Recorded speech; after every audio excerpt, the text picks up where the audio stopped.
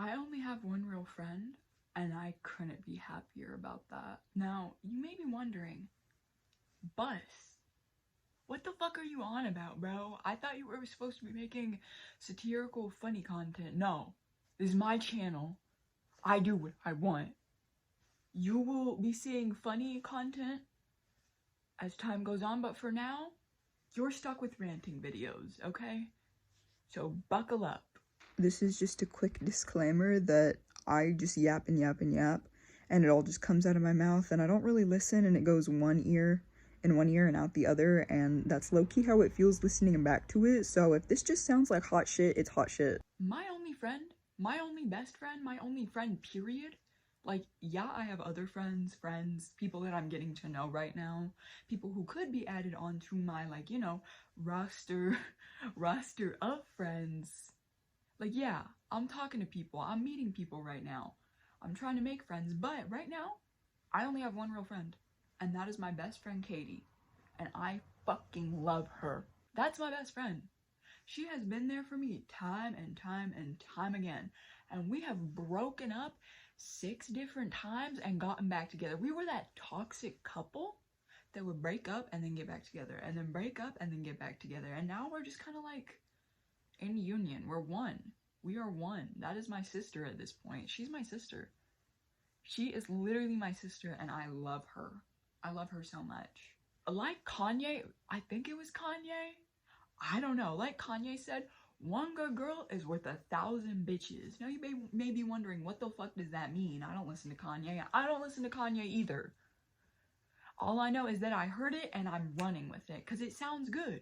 One good girl is worth 1,000 bitches. Now, what does that mean?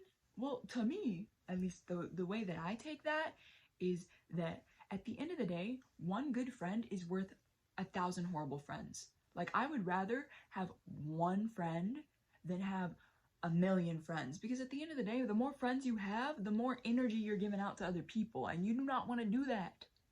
You want to work in silence, because at the end of the day, a lot of your friends want to bring you down. So here is how to decipher between real friends and fake friends, and how to make friends, through my experience at least.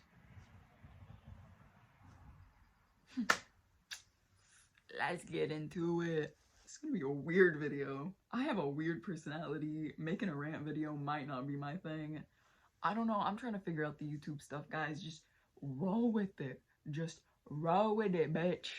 Okay, so when you're first meeting people, you want to interview them. They are not your friends right off the bat. They are not your acquaintances right off the bat. You are the boss of your own life, and you are interviewing them to see if they are a good coworker fit for you. If you two can get along, if they are like a great person in your eyes, like, you might be the type of person who's just like, I can see the good in everyone. That's how I was. No, that's how I still am. I see the good in everything and everyone. But you have to realize that some people might be like, have a good side to them, but a lot of people are both good and bad. And you have to realize that a lot of the times the bad will outweigh the good. Meaning that a lot more of the people that you're friends with that you think are good are not actually good people. Over time, they will start to show who they really are, and that's why I believe at least the first month into a friendship or into getting to know someone, they are not your real friend. They are not your real friend until they are able to prove their loyalty to you. Now, what does loyalty look like? Well, that's different to everyone. Loyalty to me is having a friend who isn't going to backstab you, is having a friend who believes you right off the bat, and if they're hearing something about you, they immediately come to you and they're like, hey, I heard this, what the fuck is this about, bro? Like, what is going on? Like, why am I hearing this about you? That is the type of friend that I want in my life. Someone who immediately believes me and believes in who I am, not just on like a talking level, but as a person in general. So like I'm saying, you need to interview people before you let them into your life, because Some people are gonna have a front. They're not gonna be for real. And the more time you spend with that person, the more their walls will start to come down. And the more you will see if that person is truly a good friend or not. Now, I will say, if you are ever eating out with someone, pay attention to how they treat the waiter. If you're going to like an ice cream bar, pay attention to how they treat the person who scoops the ice cream. Pay attention to how the person you want to be friends with treats other people. Because if somebody is willing to treat a complete stranger like garbage just because they mess up on your food or whatever, or let a bad day get to them and they lash out on that person, that is not someone you want in your life. People who lash out unprovoked, that is not a good person. That is not a good person. Somebody who gets mad at other people for a mistake, you do not need to be friends with someone like that, because if you make a mistake and you're friends with them, that gives them, most of the time, the idea in their head that they can just walk all over you. Or sometimes that gives people the idea that, oh, well, I can treat this person like shit, even more like shit. Like, they can treat you even more like shit than they treat people they don't know. So watch out for people who treat other strangers like shit. Watch how people treat their other friends, because I don't want to be friends with certain people who treat their friends like garbage. Like, I have this one person that I know who treats one of their friends like total shit. And I am just not about it. Am I nice to that person? Yes. But do I consider them my friend, and will I ever share anything that like personal with them? No. Because they're not a good person. And you do not want to be friends with people who are bad people. Now, another thing you need to watch out for is building a relationship on hate. I had a friend who I hated her sister, and we became friends because we both hated her sister. Now, I got sexually assaulted before we became friends. And let me tell you, she said that she believed me and all that stuff. Nobody believed me, not even the sister, who was supposed to be my best friend before that. And then I became best friends with her sister, and she was like, oh yeah, I hate my sister, I believe you. But then over time, my best friend started to talk to the guy who sexually assaulted me. And as soon as I found that out, let me tell you, it was over. It was done. As soon as she admitted to, oh yeah, I talk to him sometimes, I was just like, oh yeah, that's fine. That's great. But in my brain, I was like, this is over. You're fucking done. You are a horrible friend, and you do not deserve any of like my attention anymore. It was over. I was planning on ending the friendship before that, but that was what put the nail in the coffin for me.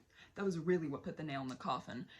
Like, so do not betray your friends. Always, like, if you want to be a good friend and you want to keep friends too, you have to believe your friends over other people. And the people who are enemies with your friend, those are your enemies too. Because you and your real friends, you have to stick together. If your friend's like, oh, well, he didn't do anything to me, or she didn't do anything to me, or they didn't do anything to me, that's not your friend. Friends stick together. Friends work in a pack. You got the leader, you got the alpha, you got the alpha, you got the omega. What the fuck am I talking about? I'm on some ABO shit today, I guess. I haven't even read fanfiction in a while. This really is a mess. But it's okay, I'm a mess. No, but for real. If your friends treat you like shit, those are not your friends. If your friends go out and hang out without you, those are not your friends. I would rather have I have had 0 friends before. I've had 0 people on my team helping me, being my friend. And I was happier than I was when I had a fuck ton of friends. Like, when I had like a whole bunch of friends, my life was overwhelming. I was overwhelmed like all the time. It was scary. Like, always having to text people, having to keep up with people, but having like a real friendship, just one friendship where it's like y'all can just come and go, that's the shit. That's the shit. I love that shit. I love that shit. No, but for real, never be friends with people who are not willing to fight for you. Never be friends with people who are not going to believe you right off the bat. And to watch out for these things, to interview these people, to watch out for that, you need to pay attention to the way they speak, to the way they treat their other friends, to the way they talk. Do they gossip about their other friends to you even though they barely know you? Well, if they do, they're gossiping about you. They are definitely gossiping about you, because if they're willing to gossip about their friends, why are they not willing to gossip about someone they barely know? Exactly, they will. And you might be like, oh, well, no, I trust my friends. I love my friends. Even though I have a bunch of friends, they all love me. I'm sorry, sweetie, but that's just not the truth. You need to wake up and you need to realize that most of your friends probably don't even like you. A lot, especially in female friendships, I will say, as a girl who has been friends with many other girls, girls are out to get you a lot of the time, and you need to watch out for those kinds of girls. The friendship I have between me and my best friend, she is one of the few girls who we have never felt like competition to each other. And you need, if you are a girl specifically, I don't care if you're trans, I don't care if you're cis, people with feminine brains are usually in competition with each other, especially neurotypical people. I'm neurodivergent, so I've never really seen people as competition unless like they're like, you're my unless it's obvious that I'm their competition. I never think of anyone as competition. So do not compete with other people. Do not see people as a competition, because as soon as you start to look at people as a competition, people will start to see you as competition, and that's where you will be treated poorly. That's where you will be treated like shit. And that's where the devious shit comes on, because girls can be evil. Girls can be mean. And I have dealt with a lot of shit from both girls and guys. I'm not just saying that girls can be mean. Guys can be evil as well. Guys are manipulative, but they do it in a completely different way from women, and it's completely, it's scary. I'm not gonna lie, men are like a different breed to me. And also, on top of that, don't be friends with the people who hurt your friends. You're not a real friend if you're the type of person who's like, well, he didn't hurt me. They didn't hurt you, but they hurt your friend. So by association, they hurt you. And if you don't think of it like that, that you're not their friend. You are not that person's friend. So just cut ties with them and be friends with that other person, because in my mind, it's not black and white, but it is very much, you're either loyal to me or you're loyal to the people who have hurt me. And if you're gonna go around and be friends with people who have hurt me, you're not my friend. I will never be friends with people who hurt me, because that's not fair to me. And that's not fair to do to yourself either. So if you're friends with people who are friends with people who hurt you, those are not your friends. You are hurting yourself over and over again by doing that to yourself, by being okay with that. I would just say, oh, it's fine, and then cut that person off. And that's what I did. I did that. Nobody who is friends with the people who hurt me deserve my time or my energy, and I will never give that to anyone ever again. Now, some people might be like, well, Bus, I don't even know how to make friends. Yeah, I didn't either. And it's honestly really hard to make friends. But the more you put yourself out there and the more you socialize, the better your social skills will get. I have autism. I'm diagnosed with autism. If you couldn't tell by the way I act, I don't know if I'm good at masking or not. I don't think I am, but apparently I might be. I don't know. But anyways, the more you put yourself out there, the more your social skills will develop. I have social anxiety. I'm not great with people right now because I haven't gone outside and talked to people for a long time. But at the end of the day, the more that you put yourself out there, the more that you talk to people, the more that you just view people even, the more you will learn about what you want in a friend and what you don't want. Now, all of the stuff that I was talking about are things that apply to me and my opinion and how I've seen life. You need to learn how to be comfortable in other spaces. Do I know how to do that? No. Am I actively learning that? Yes. But at the end of the day, learning to be a friend is probably the best way to make friendships, to make real friendships. The more you put yourself out there, the more that you love people, the more love you will get. But you don't really want that much love from people. I want to keep my friendship circle small. I just want to be chilling, you know? I'm probably gonna cut this shit out. You know? this is just a random rant. I don't even know where I'm going with this at this point, but all I'm saying is that one friend who is true to you, who respects your boundaries, who respects you as a person is better than having a million friends. Because at the end of the day, it's better to have a small, closed-in friend group than be friends with a bunch of people. Now, I keep saying that, but why is that? That's because people will hate you. Most of your friends hate you, and you don't even know. Because you don't pay attention to the way they act, you don't pay attention to the way that they treat you and other people. You're probably a people pleaser, and you need to get out of that, because people pleasing is not cute, it's not funny. Is it cute to be walked all over by every other person in your life? Do you enjoy being walked all over? No. I know I don't. I know you probably don't, so why do you let it happen? Why do you let people walk all over you? You do not owe anyone anything in life. And you need to remember that. You do not owe anyone anything in life. The only thing you owe anyone is yourself. You owe yourself a good life. And to have a good life, you have to have boundaries. Now, having boundaries with the people that you are close with is the perfect way to have a sustainable friendship. Now, it's an unspoken boundary between me and my best friend, but we just have a no touching rule. Like, we're not very touchy with each other. I don't know if this is an actual boundary, but we barely hug each other. We barely, like, lean or lay on each other. Like, we're just not touchy. And I'm a physical touch person. I love getting touchy with people. But at the same time, having that boundary in place has probably kept our friendship at the point it was at. Because people will take advantage of you if you don't have boundaries in place. I got taken advantage of by my guy best friend last year around this time. I trusted someone and they broke that trust with me. He broke his trust with me after he did the thing he did, but it took me a while to realize that what he did was fucked up because I don't process things correctly.